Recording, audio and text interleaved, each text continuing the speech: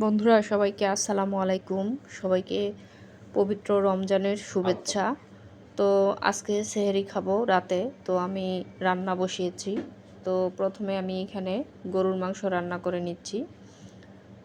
এখানে আমি 1 কেজি পরিমাণ গরুর মাংস নিয়ে নিয়েছি বন্ধুরা। তো এখন ভালোভাবে আমি কষিয়ে নিব। ভালোভাবে কষিয়ে নেওয়ার পর আমি সামান্য পরিমাণে পানি দিয়ে দিব। আর অন্যদিকে আমি আরেকটা প্যানে ঢেঁড়স ভাজি বসিয়েছি। এখানে ঢেঁড়স নিয়েছি ছোট ছোট টুকরো করে কেটে, আর কয়েকটা টমেটো দিয়েছি, আজকে গাজর দেইনি। তো এইভাবে ঢেঁড়স ভাজিটা আসলে ভালো লাগে খেতে। তো গরুর মাংস, ঢেঁড়স ভাজি, আর অন্যদিকে আমি আরেকটা সবজি রান্না করব।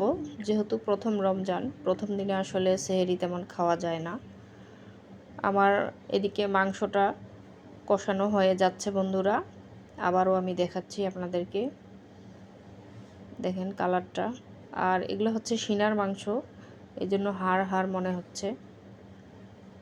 তো আরেকটু ভালোভাবে কষিয়ে নিব। আমি এখানে পেঁয়াজের বেরেস্তা দিয়েছি।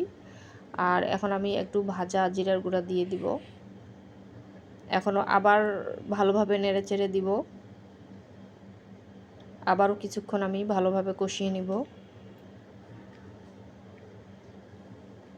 পানিটা শুকিয়ে গিয়েছে, দেখেন মাংসটা ভালোভাবে কষানো হয়ে গিয়েছে। এখন আমি সামান্য পরিমাণে ঝোল দিয়ে দিব। এদিকে ঢেঁড়স ভাজিটা আমার হয়ে গিয়েছে। কালারটা দেখেন বন্ধুরা, একদম সবুজ। আর অন্যদিকে আমি দুধ বসিয়ে দিয়েছি, কারণ দুধ আমার ছেলের অনেক পছন্দ, সে দুধ ভাত খুব পছন্দ করে। আর আরও অন্যদিকে আমি বাঁধাকপির ভাজি বসিয়েছি।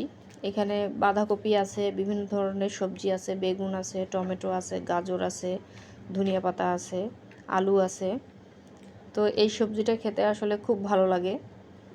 তো একটু সবজিটা কষিয়ে নিয়ে আমি একটু পানি দিয়ে দিব সবজিটা সিদ্ধ হওয়ার জন্য। তো পানি আমি অলরেডি দিয়ে দিয়েছিলাম বন্ধুরা, পানিটা শুকিয়ে যাচ্ছে। আর ঢেঁড়স ভাজি তো অলরেডি হয়ে গিয়েছে, দেখেন। আর এদিকে বাঁধাকপিটাও হয়ে গিয়েছে, আর গরুর মাংসটাও হয়ে গিয়েছে। তো আজকের রেসিপি কেমন লাগলো বন্ধুরা, অবশ্যই সবাই কমেন্টে জানাবেন। আবার ভাত বসিয়ে দিয়েছি, আপনারা কে কী রান্না করলেন অবশ্যই জানাবেন। তো এই ছিল আমার রমজানের প্রথম দিনের সেহরি খাওয়ার রেসিপি। তো সবাই ভালো থাকবেন।